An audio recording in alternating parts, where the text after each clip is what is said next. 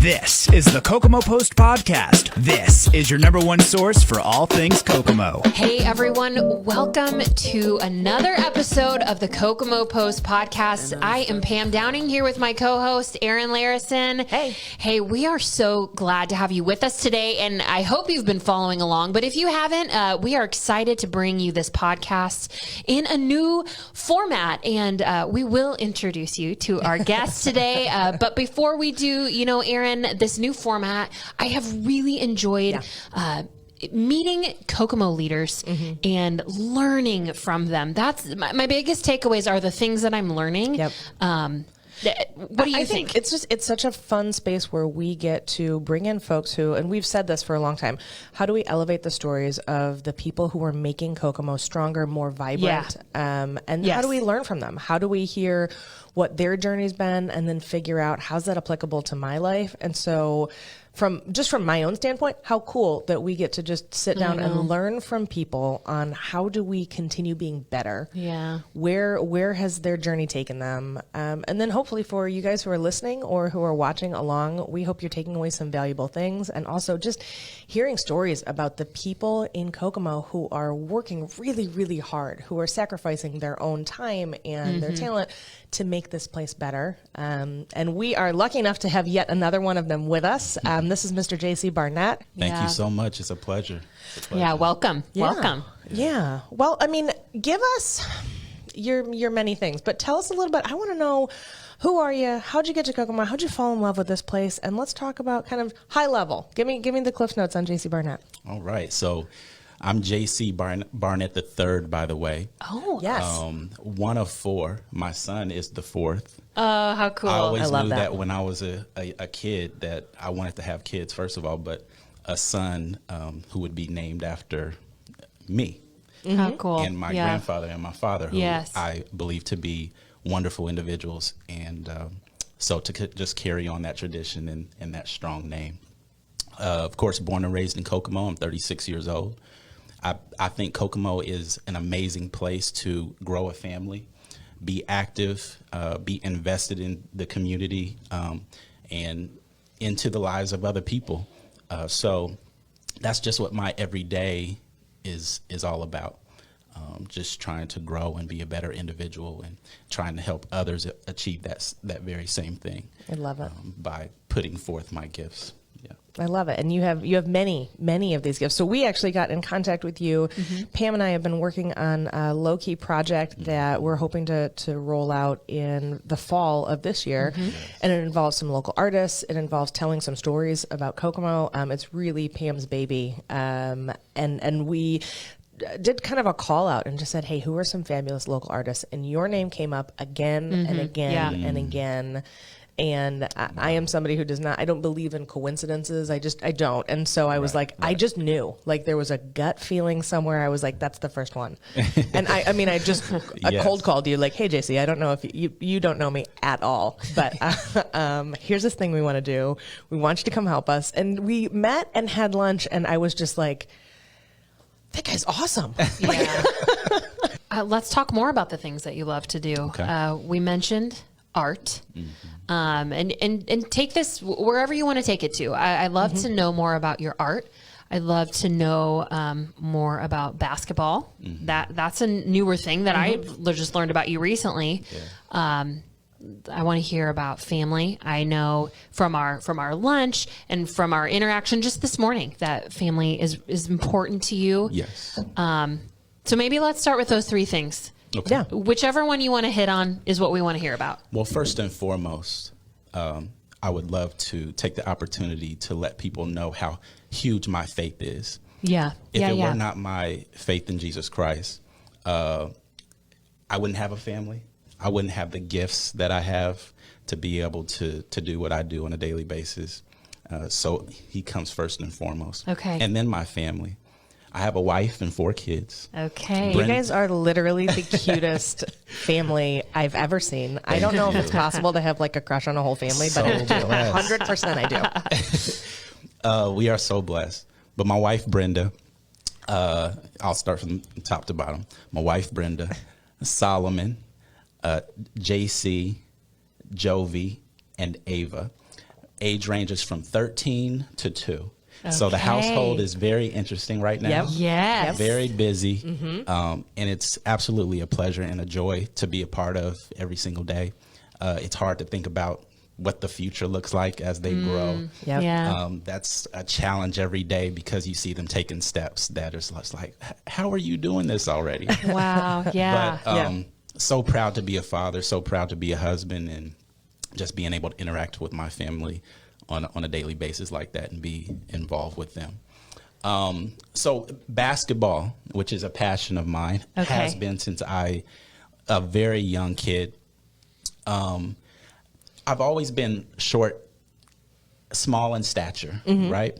So to be a part of a tall person's game is difficult for a lot of individuals. But I had this gift for shooting the basketball. Nice. At the YMCA, Little Dribblers, I'm sure you're familiar with Little Dribblers.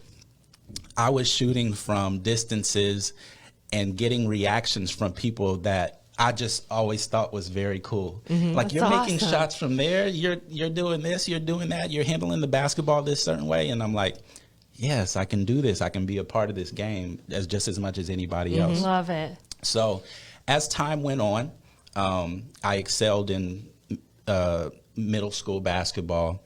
I excelled at high school basketball, among other sports. Football and track were passions of mine as well. But basketball was something that was really important to me because it was a place that I fit in because I could shoot really well, but it was also a space that was a challenge and difficult because of I'm playing amongst trees. Honestly, even at the high school level, Oh, sure. I'm playing amongst individuals that, are just incredibly tall. Okay, so being able to shoot from beyond 3-point allowed me to be a part of a game that otherwise may not be able to be, and would be difficult for anybody who didn't necessarily have that skill. But I developed that, and very proud to have been a part of high-level high school basketball in the state of Indiana. Yeah. Awesome. Oh, yeah. And so to kind of continue that thought process, beyond my playing days, and I'm there because once you get a family, I don't know who else could relate to this. Once you get a family, you start settling down, you start moving less, you start investing more time in other areas, and that pulls away from your playing, right? Yeah. So in that same frame of mind, teaching other youth that skill that allowed me to excel in basketball has been tremendously important to me, because I want to see other individuals who were small in stature like me be able to be a part of the game in the same way that I was. That is the idea behind JC Barnett School of Jump Shooting. It is a school that teaches you the mechanics, teaches you the art of shooting a basketball so that you know what makes you a successful basketball player, what makes you a successful shooter. And it gets down to the small details of things. It's not just going out there throwing up hundreds of shots. It is, why does this elbow need to be tight? Why does this wrist need to be cocked back? Why does your follow through have to look a certain way? Yeah. And why ultimately does that make your shot a successful shot? And it's just giving you every single little detail. And we've had success over the years. I love it. Well, and here's the thing that I saw from the testimonials on your page and from what I've sort of heard, and also from, my career before this was at the Y, right? So what I saw in the testimonials was, yes, this made my child a better player. Their jump shot improved. But time and time again, what I saw through those testimonials was, you gave my child confidence. You helped my child to understand themselves better. You helped my child. And so much of that is weaved in through, this is a man who shared his faith with my kids as well. Yeah. So it seems to me that like so many things, and I mean, I saw this so much at the Y, that sports become this conduit for all of these other things that are so impactful on a far-reaching level. Absolutely. And I'm curious how much of that is intentional in what you're putting in, or is some of that just that kind of happens in your experience when you spend time with kids? So talk to me about that. Is that... So yes, it is very much intentional. Sports is always, in my mind, an opportunity to invest in individuals and young people in a different way. Yeah. It's not just about the sport itself. Mm-hmm. It's about teaching life skills. It's about giving perspective. And just had an individual the other day that I was training with, and he was asking me certain questions about the mechanics of the jump shot. Sure. Why is my shot just a little bit short? And that to me was an opportunity to give a life lesson. Yeah. I won't go into all the detail of what that conversation was, but it wasn't about basketball anymore. Right. And I appreciate those opportunities to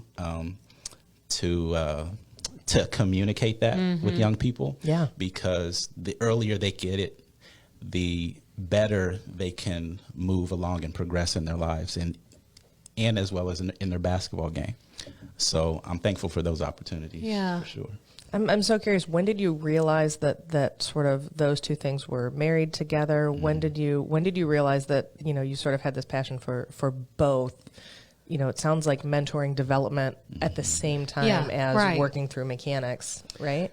I would say very young, because I had amazing examples. My father being the greatest example. He was at a young age, as a young man, got involved with PAL very early, PAL football as a head coach. Mm-hmm. And by the time I'd come along, he had been invested for a few years, and he had been kind of a seasoned coach. So from a very young age, I was able to hear certain things, able to hear him communicate to young people in a way that eventually just became a part of me. And that I'm able to express myself and communicate with young people in the same way that he did. Mm-hmm. So it's all about being an example to someone too.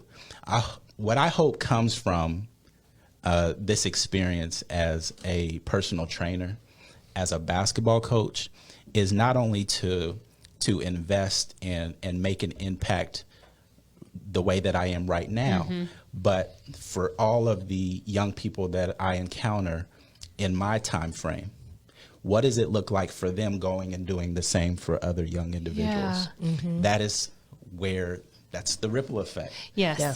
That we're looking for in this society. Yeah. Mm-hmm. So. Oh, really so much. Cool. Okay. You said this word, and I want to transition to digging into another part of one of your gifts, art. You talked about the art of basketball, which is really fascinating. And I mean, I think I've mentioned it maybe once before on the podcast. I played basketball, but not at the level that you're talking about. So, the art of basketball. Mm-hmm. But let's talk about art. Yeah. I want to hear, you are an incredibly gifted artist. That's, as you know, how we initially connected with you. Mm-hmm. In what I would say, and I mean this in no offense, an unlikely medium. You use watercolor, which is, I tend to sort of think of that as a 63-year-old woman's medium yes. doing some like lily pads, right? Like, or to the other end of the spectrum, as more of an elementary. Yeah. Ooh, yeah.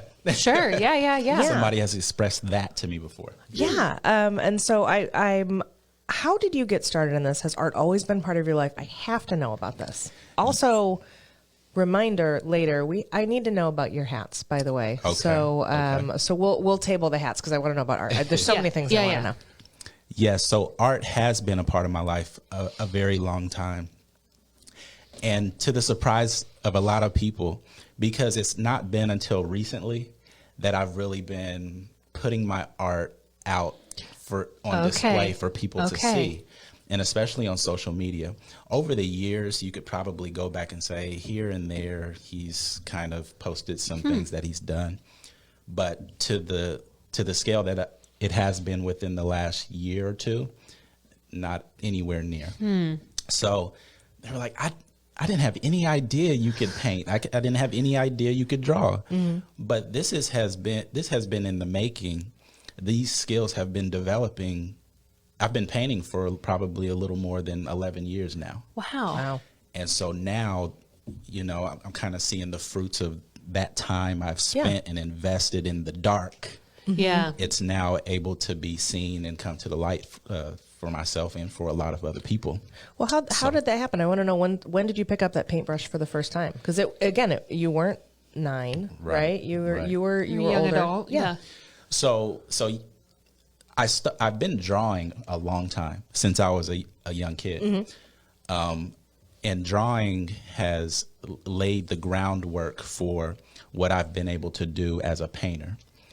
I will say that I enjoy the process of painting greater than I do drawing. Okay. If that makes sense. Some other artists out there might be able to identify with that, but I love to get right to the painting. But so as a kid, I was drawing. And about 10 or 11 years ago, I really started getting into and studying deeply painting, oil paints, acrylic paints, watercolors. And I study a tremendous amount. I would say there's more time put into studying than there is actually doing the painting. And some people might say, well, you should be doing maybe more painting. Well, that's how I operate. Each individual has their own methods. Each individual has their own process. Yeah. And for me to see somebody do something over and over and over and over again, this is how I can kind of connect it to basketball. Yeah. And connect it to other aspects of life.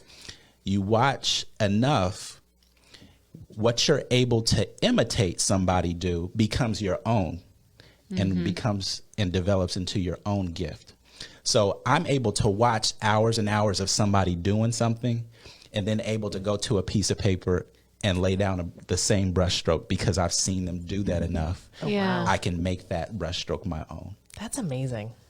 I think I've told you this. My husband is a drummer, very different things, but he does not practice hours and hours. He listens and listens and listens and then can pick up and play all of it exactly like he heard. He doesn't read music. He's never had lessons, but he listens and listens and listens and then plays and plays and plays. And it's like not how I operate. I'm amazed by that. And it sounds like very similar.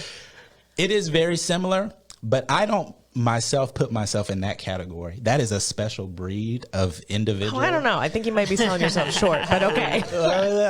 He's a special breed for sure, but thank you. But I have a friend by the name of Calvin Harris who can do that.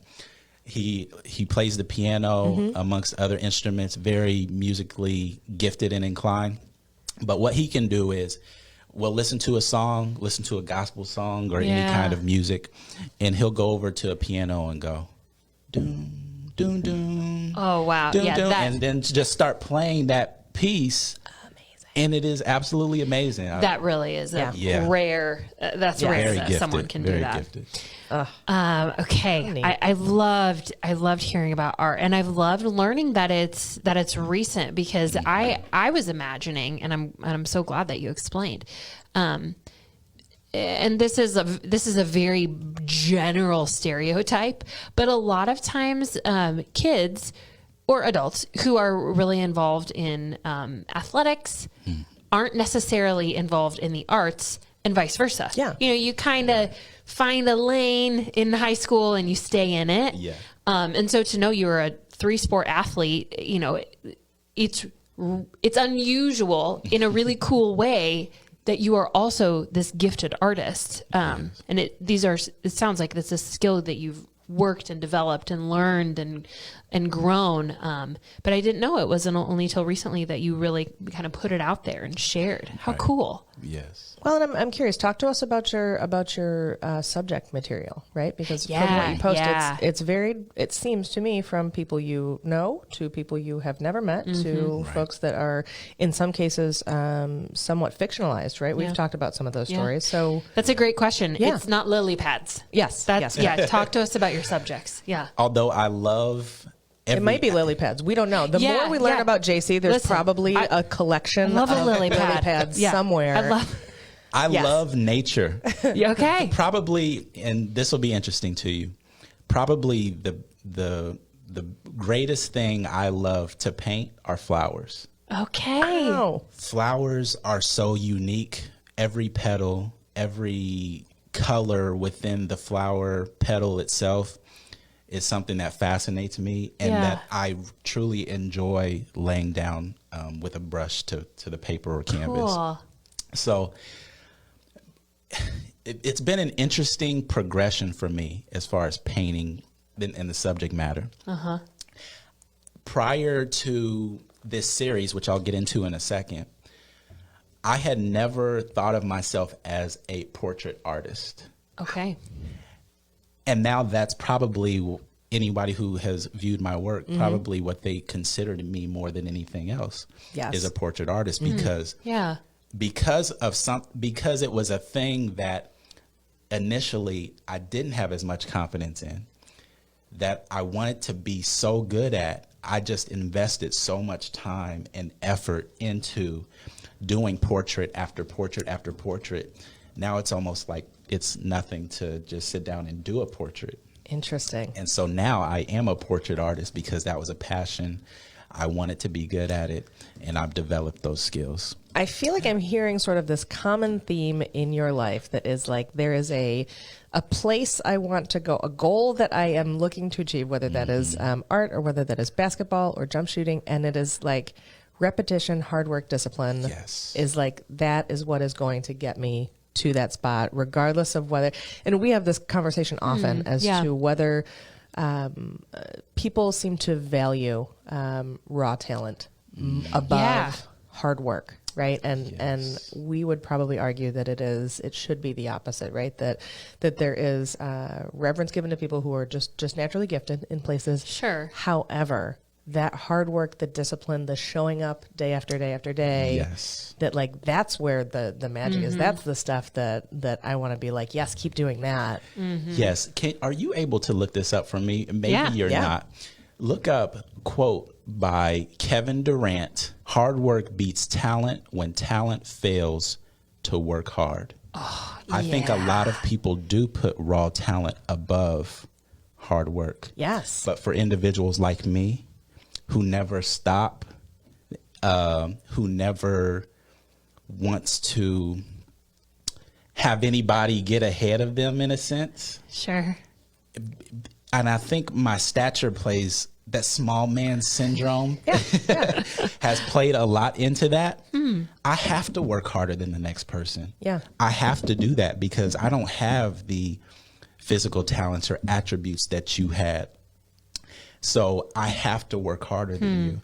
And so that has carried over into other aspects of my life. And when I saw that movie with my kids and he said that quote, I said, that's it right there. That's absolutely it. But to touch on the subject matter, late last year, I started to work on African-American historical figures. Yes. And just began to, and where that started was, okay, George Washington Carver, I'll begin with him. George Washington Carver was an incredible botanist. Yes. Somebody who served America in such a unique way, and his people in such a unique way. And, but that's oftentimes all we hear about him is that he was this incredible scientist and that he grew these crops and did so much with the peanut, did so much with the sweet potato. But why is it that he was able to do those things and develop those gifts? It was because of his heart and his passion for his people, for people as a whole. And there were stories about him in the documentary that I seen, was that he was the most quiet, most soft-spoken and kindest individual that you could have ever met. And it's because of those qualities that he was able to invest in and impact the lives of other people in such a tremendous way. I believe he was absolutely one of the greatest vessels that the Lord could have used to do these great things in our American history. Mm-hmm. And so it was trying to get people to view individuals like him in a different light, from a different perspective. Yeah. Cool. Interesting. I'm curious, of all of sort of the subjects that you could have begun with, is there a reason that George Washington Carver was the first? I guess the parallel I'm seeing here is that next to me is a soft-spoken young man who has all of these gifts to give in all of these sort of different areas. And I'm wondering if that overlap was intentional, or if that was sort of something that was you happened upon as you continued researching him. It was happened upon. But I don't think it was by mistake. Yeah. I think it was absolutely by design. But nothing is by our own intention or design. It's by the Lord's. And so, and it's interesting, the more, starting with him, I identify with George Washington Carver in a tremendous way because of those same things. Yeah. But other individuals that I started to look into, I was like, why am I being led to this person? And it's not long after I find these individuals. It's not that I found them. I had prior knowledge of them. Sure. But to look deeper into them, I absolutely could see right away why it is I was led to paint their picture. Yeah. And sometimes I painted their picture before I looked into them further, as far as looking them up online or looking up different documentaries about them. And it happened to be that their character, and because of their character, what they were able to produce was right in line with what I was looking for. Yeah. And so this journey that I've been doing, as far as painting portraits of these historical figures, and not only internationally known, nationally known, but also local figures. Yes.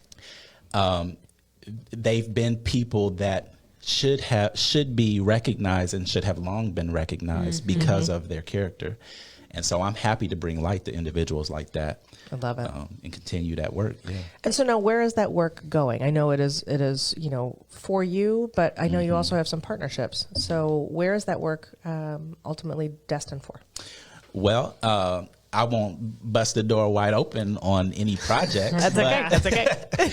But because of the work that I've done in creating those portraits of those historical figures, it has brought awareness to what I've been doing. Yeah. And created some incredible opportunities to tell stories of other local individuals. And some partnership. Am I able to say how much do you? Yeah, we can. These are podcast peeps. These are okay. They are. Yeah. So we, in fact, the Kokomo Post, reached out to me, and I was so grateful for that, because I've long respected what they've been doing here in the community and bringing good stories to light. But Kokomo Post reached out to me. These fine young ladies next to me. Hear that, young? So young. Yes. And we're collaborating on a project to tell stories of local individuals. And I'm incredibly excited to illustrate for some of those stories. Yeah. And I just think that's such a powerful thing, to be able to be a part of telling that story and being a part of those conversations and learning more of the history of this great city we live in. Yes. Well, and I think that's, a lot of that is rooted in what we talk about here. I mean, from talking to us, and if you've been listening or watching, we are huge advocates of Kokomo. We're both transplants. We did not necessarily come here thinking it would be a long haul or willingly. You were a little bit dragged by marriage, and I was a little bit dragged by job. And we both fell in love with this place, built great lives. I mean, Yes. deeply love raising our families here. And I think you have that too. I mean, talk to us about sort of what, and by the way, I don't want to gloss over it. I'm so excited to have you part of this project. Not only for your part in the episodes that we are currently filming right now, of this sort of, it's yet to be named. We're playing around with a lot of names for it, but it's really bringing a lot of Kokomo history to light and trying to tell real deep stories of complicated people. Yes. Yeah, and something that I have the first draft of the script in. That, I mean, we're getting there. Yes, Okay. we're inching toward. Yes, and wait till you see Kokomo, because the art is just incredible. It really is. Everything we could have dreamed of and more. But to me, I love being able to be in this kind of partnership where we are storytelling together, visually storytelling, verbally storytelling. But it's really taught me Kokomo matters. Yeah. Like, Kokomo is Yes. very important. And I maybe we'll keep a secret about who our first subject, what the first episode is about. But I will say it happened in the late 1800s, and Kokomo was back then and still is today a really important place. Yeah. And that amongst the many lessons I learned as I was researching and typing and thinking about how I wanted to communicate this story, because it is fascinating and compelling and wild in many ways, but it reminded me, like, Kokomo really matters. And I've been a part of other conversations, actually on this podcast in the previous format, where we feel like, does Kokomo have a confidence problem? Sometimes we're like, oh, it's just Kokomo. Or, like, there's this attitude of kind of like Eeyore from Winnie the Pooh, like, well, it's Kokomo. It's like, actually, Kokomo really matters. There's some really important things happening. Well, and I feel like there's a few different camps. This is what I've seen, and this is not generalizing everyone who lives in Kokomo. However, I think it's very easy when you have grown up in Kokomo to see it and to compare to other large metropolitan areas and say it's just Kokomo. Right. I feel like it's also easy for transplants who are very new to come in and say, ugh, it's Kokomo.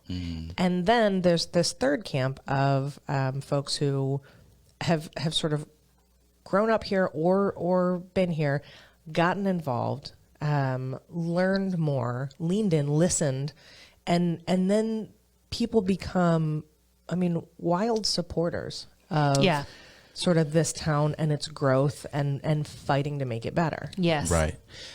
My perspective on this city is that, first of all, it's great. Yeah. Okay. Yeah. We are the city of first for a reason. If you go and look at our history as far as what has been produced in this city, it is absolutely incredible.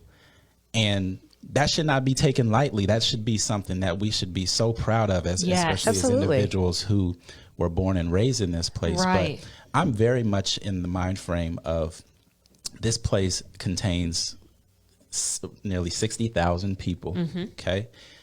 We're small, but we're not that small. I know places a lot smaller. Oh, yeah. Yeah.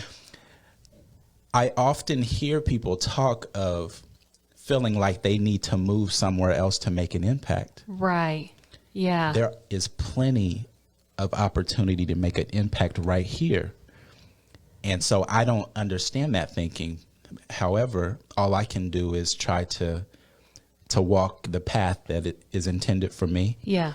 And just try to continue to express and to other individuals that you matter right here. This is what you can do right here. And if you don't see that right away, come and be a part of something that maybe I'm doing so that you can start to feel that. Well, and this, in our very, very first meeting, right? And what I probably would have expected from most other artists who sat down with us was to say, okay, how can I be involved? How can you show my art more?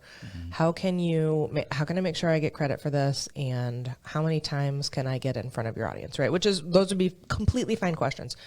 Your question was, how can I get other local artists involved? How can I share the spotlight? Yeah. And how can I draw other people in to show off their talent? Because there's incredible work going on here. And I was so impressed with that being your gut reaction was, yes, I will help you. And also, how can I bring others along? I think where that starts is with faith. I think the idea behind and I'm not preaching here, I don't intend to make this a religious show, but the idea behind who Jesus was to put others first. Yeah. And I feel so blessed to have that perspective and to be able to live my life with that first and foremost on my mind, is putting others first. Because I know putting others first puts me first also. Yeah. When you invest in other people and put them out in front of you, that's what the Lord does for you. So I'm very much in that thought process and in that mind frame. And I want to see other people succeed, because somebody else succeeding does not take away from me. Yeah. And, I just want to communicate that with people just as much as, anything. Yeah. Well, and what I've seen is you sort of move over and make opportunity for other people. So what I've seen just in the last few months, right, is both in basketball and in the arts, right? You put on an enormous festival in Studebaker Park, celebrating basketball, 3-on-3 tournaments. Again, I'm not like a sports person, so I'm probably butchering the art of what you did there. But that I've seen you do multiple workshops in partnership with Kokomo Housing Authority, bringing art to kids, having some children-led art at Juneteenth. You did. I mean, I just feel like you are all over the place. And first, I want to know all about those things, and two, I mean, there's a cost to that for you of time. So I want to know about where is, what's your thought process in getting involved in so many of those things? I mean, because there's complexity there. For sure. First, I'll start with the Studebaker Fest, the event, the 3-on-3 event that I hosted at Studebaker Park. That was a part of a larger event called Studebaker Fest. Okay. That was put on by a group of gentlemen, and I'm going to miss folks, so I'll speak just on the individual that I had the most contact with. But all of these gentlemen are credible individuals, okay? But my contact, his name is Bobby Pettigrew. This gentleman is an incredible person in himself and in his own right in sports in Kokomo, Indiana. He's a 2-time shot put state champion at Kokomo High School. Wow. Okay. Just an amazing individual and has a tremendous heart for youth and other people. So he has reached out to me every year since this event has started. Studebaker Fest. In the same location, it used to be it used to be called the Summer Fest. Yeah, now it's more Studebaker Fest. And the whole idea behind that is to bring families and community together in one place to enjoy good food, good music, and events. Outside of my 3-on-3 basketball tournament for the youth, they hold a kickball tournament every year. So people just have such a wonderful time at that thing. But he reached out to me, and he gives me full leadership of the basketball portion of it. Cool. And I can't thank that man enough for who he is, who he has been in my life in athletics, because at one time he was my coach. And now we're all adults, and we're collaborating and doing partnerships and doing great things together in the community. Outside of that, relationship with the Kokomo Housing Authority. It's interesting you say that, because just yesterday, Juneteenth kicked that thing off. We had more conversations, and now it's going to be an every other month thing that I lead the youth That is so cool. In a painting project. I love it. Tell me about the one that happened at Juneteenth. What did you guys do there? What was sort of the outcome of that? So Kokomo Housing Authority had a Juneteenth event over at Inventrek, and they gave me a facility space to invite families and kids in to lead an art project. and we painted a picture of an African figure that was a very simple concept. It was a lot of shapes. It was a lot of beautiful colors, but it was the figure of an African woman in a large hat. I don't know what you would call the hat, but it was a beautiful African style hat. And so I truly think that outside of the enjoyment of painting the picture, what that was more about for me was getting families together, having parents with the kids sit down and take the time to work on an art project. Yeah. And that is tremendously powerful, a powerful picture for what our families and what our households should be looking like, engaging with one another in various projects and doing things just together in the same space. Because social media, technology has taken over our lives and our world, and we should start getting back to doing things like that. So that's what it is for me. I love it. I love it. And I was really excited to see another project was announced that you're leading. And I think it's incredible. I think it's incredible. Thank you so much. Man. I could talk for 3 hours. This is great. We really could. I want to hear, JC, you know, you've shared with us your age. You're very young. You're only 36. What is it? We've touched on so many different things. I'd love to hear kind of high level things like success, impact, or risk. What does that look like in your, I guess even as far back as childhood, in your teen years, in your 20s, in your 30s? How has that changed? Has it changed? Have you had a perspective shift as you've lived more life and as you've had these different experiences or developed your passion with art? How have those things changed with you, or have they? I don't want to lead your answer. Yes, absolutely. I remember being a college student right here at IU Kokomo and walking into the office of a wonderful woman by the name of Catherine Barnes. She was a tremendous advisor to me, someone who I knew I could just go and lay it all out to. And she would give it back to me real. She would give it back to me 100%.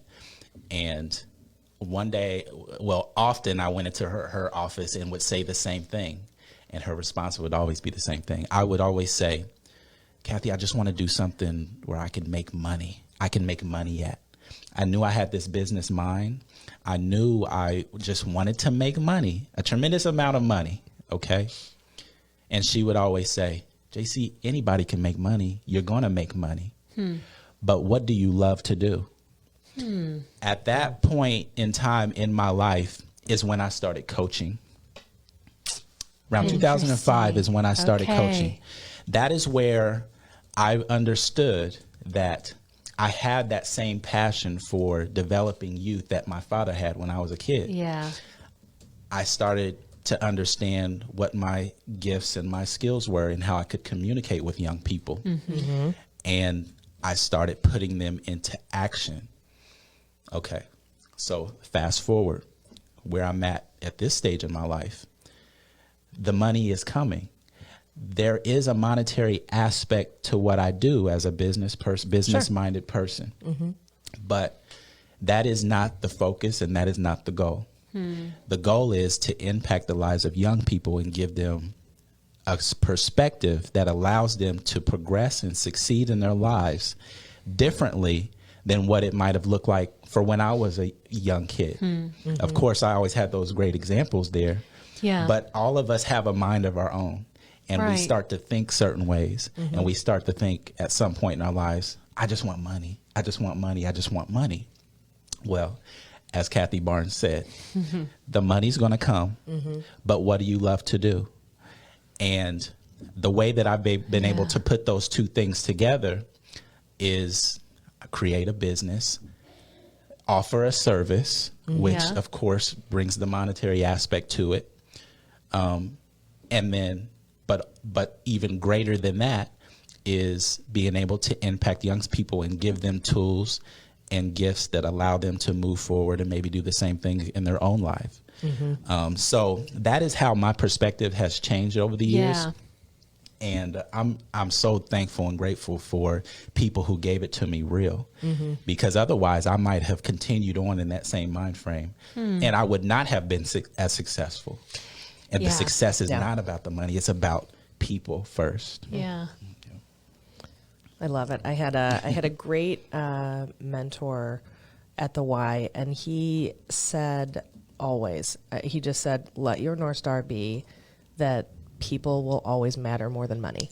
Correct. Right. And like care about them and value them.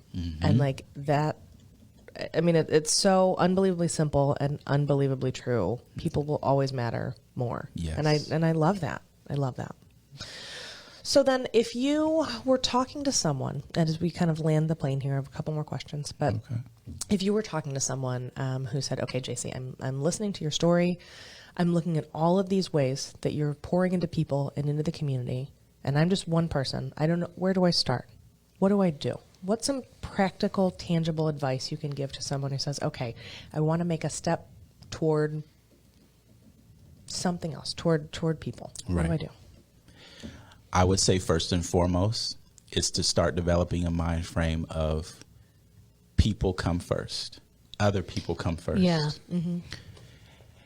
And I'm not getting on anybody when I say this, but I will keep it 100% with you in saying that if you don't put people first in your life, you will be last. Okay? And you will never begin to generate and develop and grow and create impact the way that you desire to.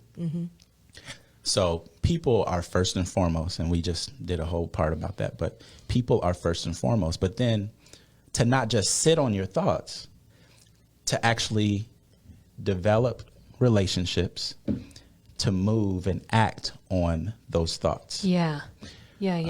Because I can identify with not feeling confident enough to move. You can get stuck not believing that you can achieve the very thing that you want to achieve. But all things are possible. All things are possible. And it's just a matter of you taking the time to move and to get active and to the piece of putting other people's first. Being the servant, and oftentimes people put a negative, is the word connotation to the word servant, but we are to be servants to one another. We are to put each other first. And when you put other people first, then that is your success. You're achieving everything imaginable in your life when you put other people first. And I don't know any other way to put that. I can't live that for you. You have to learn to live that for yourself. Yeah. And just take that step of faith and putting somebody first and not trying to just put yourself ahead. But the way that you're going to get ahead is putting somebody else first. And so I was kind of all over the place there, but that's the mind frame that I operate. I love it. That's how I operate. I love it. I love it. Yeah. I mean, one of our more hard-hitting questions, and I told you I'd get back here, I have to know about the hats. Okay. I have never seen you in public or anywhere without a very fetching hat. So tell me all about it. So it's my profile picture right now is with me without a hat on. It is. Oh, I have to go take a look. Yeah. And when I put that profile picture up, I created a post basically talking about how people these days don't recognize me without my hat, even people that I know, not necessarily even people that I know that will look at me and be like, you don't have your hat on. I don't recognize your face. Yeah. But my love for hats really developed in a cool story behind this. So not long after I graduated from college in 2010, it's funny I remember that time frame, but in 2010, my dad had been given a white pork pie hat. Okay. From a very good longtime friend. And you may know him. His name is Pastor Mike Carson. Love and him. I shared this story on Facebook. And I had the opportunity to tell Mr. Carson this story. And he was tremendously honored by knowing this. But it blessed him to know this. Going back to my dad having this hat, he was given this hat. And at the time, I didn't know who had given them his hat. All I know is that I remember this hat sitting in pretty much the same place in the house. It's not that he didn't care for the hat. It's not that he just, for whatever reason, didn't make it a point to wear that hat often. Sure. So I would see it all of the time. And so one day I asked him, I said, must have been dressed up for something. I asked him, I said, Dad, can I wear that hat? And he said, yeah, go ahead. Sure. And from that first time asking him, it turned into, Dad, can I have this hat? Okay. And so no matter what I was wearing, from that point on, I was wearing that white pork pie straw hat. Okay. I love that hat. That hat ended up getting crushed. Oh, no. Which is fine, because I moved on to other hats. But that's where my love for hats developed and grew from.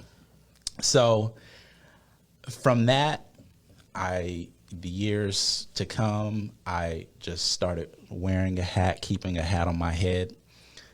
And so it is very natural now to have a hat on my head, where maybe prior to that day, it might not have been. And if you know, I mean, Pastor Carson he is always, I mean, well-dressed. He is in a suit. He is in a hat. He has, he's got sharp cologne on. I mean, and he, always. For as long as I have known him, and if you don't know, he was pastor at Wayman AME for many, many years, and he moved up to Michigan, came back, thank goodness. Yes. And what a great guy to have in your life as a just any kind of role model. He's right. An awesome guy. He is. And I'll briefly touch on why the name of my my art business is called Wear That Hat. Yes. So, of course, I love a hat. And I have another family friend by the name of Tina Robinson. Oh, she's my mother's longtime friend. Oh, I love Tina. Known her all my life. Anytime she sees me, she'll say, JC, you sure are wearing that hat. I said, at one point, I was at home thinking of a name, I guess. And I said, I'm going to use Wear That Hat. Yeah. I'm going to design a logo around that hat. I love it. And so the J and the B obviously are for JC Barnett. And then just set a hat right on top of the logo. And that's Wear That Hat artworks. I love it. I love it. I love it. Okay. 2 final signature questions here. Both are very hard-hitting and important. I'll ask them the hard-hitting one. The hardest. Okay. Get ready. Okay. We're fast-forwarding far in the future. For some reason, you have one last chance to have a meal in Kokomo. JC, what are you ordering for your final Kokomo meal? Wow. I'm going to have to say a chicken and dumpling platter from Cracker Barrel. Oh. Okay. Good answer. We literally, you weren't here for this. We had a whole conversation this morning about chicken and dumplings from Cracker Barrel just this morning. Really? Okay. Well, now we know what we're getting for lunch. Okay. So the chicken dumplings from Cracker Barrel. Interesting. There has to be some significance there. Yeah. There is. My grandmother, when I was a small kid, she passed away when I was 22 in 2005. 20. But every Thanksgiving, she had a small house on the north end of town on Elm Street. Every Thanksgiving, family members from all over would come to this small house. And I'm telling you, there's 25, 30 people in this small house. Yeah. But 25, 30 people, every single last one of them had a plate. Of course. Yeah. And one of the dishes every Thanksgiving was chicken and dumplings. And so my love for chicken and dumplings started with my grandmother's homemade, from scratch, chicken and dumplings that everybody was able to enjoy every Thanksgiving. But also another significance of Cracker Barrel's chicken and dumplings is that my daughter Jovi now loves them. And so if we're in the future and I only have the opportunity to eat one last meal, it's going to be chicken and dumplings with my daughter at Cracker Barrel. Good answer. So that's it. Good answer. Well, I mean, much less hard-hitting than this one, than that last one. But for you, what does a stronger, better Kokomo look like? Stronger, better Kokomo. A stronger, better Kokomo is my hope for the rest of the world. And that is what we've been talking about all day long, is putting other people first, having a servant's heart, and thinking about each other in a way that allows all of us to grow to greater heights, takes us all to higher heights. And I think that answer should stay short and simple and sweet, and that just having a heart for one another, considering others, putting others first, and leading from that perspective. Yeah. And so that's a greater Kokomo for me. I love that. And I want us to remember this, because you're definitely coming back for another episode. Wonderful. Because I think there's so much to unpack in that idea of putting other people first, Yes. right? Yes. And that you have spent a lot of your time practicing honing. I mean, it is clearly just woven through who you are, right? And I know that it's not always easy. And it, I don't ever want, what we say to sound like a platitude, and like the answer is put others first, right? And which it is. And I don't disagree with you, but man, there's so much in that on how do we keep doing that when it's easier to be selfish, right? When it's easier and more natural to think about our own advancement and how things affect just us. Absolutely. And if I could just briefly elaborate on that. It does seem easier to put yourself first and to get ahead.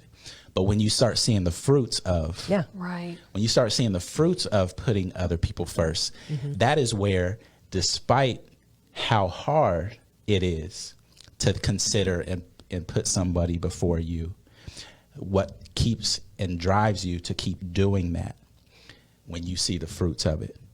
And so that's the only way that I can make that relationship. Yeah. It's so good. There's I don't know if it's a quote or like a saying. I feel like you see this on like inspirational posters in front of like cheesy cloud pictures or something. Right. But it's a rising tide lifts all ships. Yeah. And a lot of what you are saying today reminds me of that, because it's putting other people first, and it's making that action of putting other people first, making that decision, that is the way that you are going to approach people with this spirit of consideration. And it's a perspective shifter, because when you're putting someone else first, you have to think about them. You have to pause for a moment and think, well, wait a minute. It's getting outside of yourself. And I loved so much of what you said about your faith and how that informs your perspective. And yes, part 2 to come, because there were other things that we didn't even get to touch on, but what a rich conversation. Absolutely. JC, thank you for your time today. Gosh, I love learning from you. I love hearing your story, and we have more questions to ask you. We do. I'll be happy to come back. I'll be happy to come back. Done. We'll bring chicken and dumplings. Yeah. I love That's it. what we will. We'll eat while we. All right. Well, before we sign off here, I just want to take a moment and acknowledge you. Thank you for your leadership in our community. Thank you for what you're doing to serve others, to put other people first. and for knowing what's happening out there on basketball courts and over canvases or paintbrushes or around dinner tables. Right. It's inspiring to me personally. Kokomo, I hope it's inspiring to you. It's an encouragement, and I want to acknowledge you. So thank you, JC. Keep it up. Absolutely. Gosh, this was so great. It was. And to you guys who are watching, who are listening at home, thank you as always for being here, for supporting the Kokomo Post. And we cannot wait to see you for our next episode. Bye. Bye. See you.